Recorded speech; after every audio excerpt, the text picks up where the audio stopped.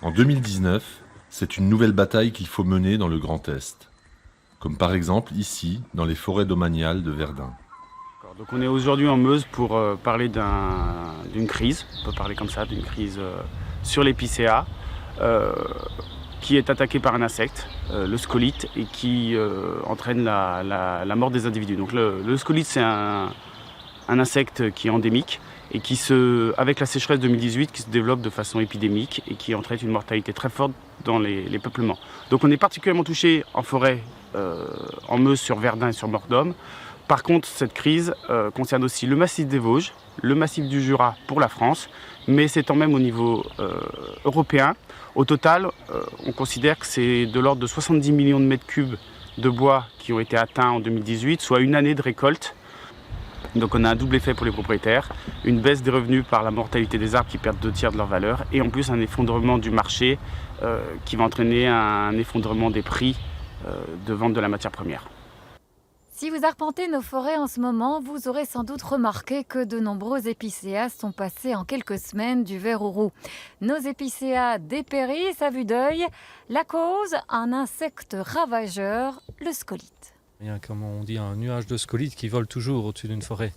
Maintenant, à la faveur de conditions favorables, ils vont à la fois se multiplier davantage et avoir plus facile d'attaquer des arbres qui auront été affaiblis par des conditions assez chaudes et sèches comme on a eu depuis le printemps finalement. Donc à la fois des arbres affaiblis, à la fois beaucoup plus d'insectes. La conclusion, c'est qu'il y a plus d'attaques. Seuls les épicéas sont concernés. Des dizaines de milliers d'insectes, larves et nymphes comprises, peuvent ainsi coloniser tout un arbre. Les symptômes visibles d'une attaque de scolyte sont multiples.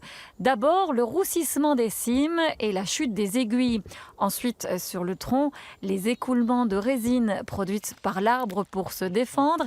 Et puis, si on y regarde d'un peu plus près, on peut distinguer les trous de forage réalisés par cet insecte à peine plus gros qu'une tête d'épingle. Cet insecte-là va se loger entre l'écorce et le bois, donc il ne va pas pénétrer dans le bois, c'est vraiment entre l'écorce et le bois, et creuser des galeries dans l'écorce où il va pondre, et puis les larves vont se développer, vont continuer à effectuer la propagation de l'attaque sur l'ensemble de l'arbre, et finalement après il y aura une éclosion, on va dire, des insectes adultes qui vont pouvoir aller attaquer d'autres arbres. D'où notre signal de rester particulièrement vigilant. Un appel à la vigilance qui s'adresse aux exploitants forestiers et autres propriétaires privés qui doivent impérativement surveiller leurs parcelles. On est dans un phénomène finalement où on ne sait pas où ça va s'arrêter, les conditions météo restent favorables et donc on pourrait avoir ce n'est peut-être que le début des signes visibles des attaques de scolytes de cet automne. On craint aussi même pour le printemps prochain. D'où l'importance d'essayer d'enrayer le phénomène, localement déjà même sur des parcelles, en essayant d'évacuer au plus vite les bois. À défaut d'être évacué, l'arbre scolyté devra tout du moins être abattu et écorcé afin d'éviter que les insectes ne s'envolent et ne parasitent d'autres arbres. Si par contre de nombreux épicéas sont touchés, il faudra certes agir vite, mais pas n'importe comment. Ce n'est pas parce qu'on a 10 arbres scolytés qu'il faut couper l'ensemble de la parcelle.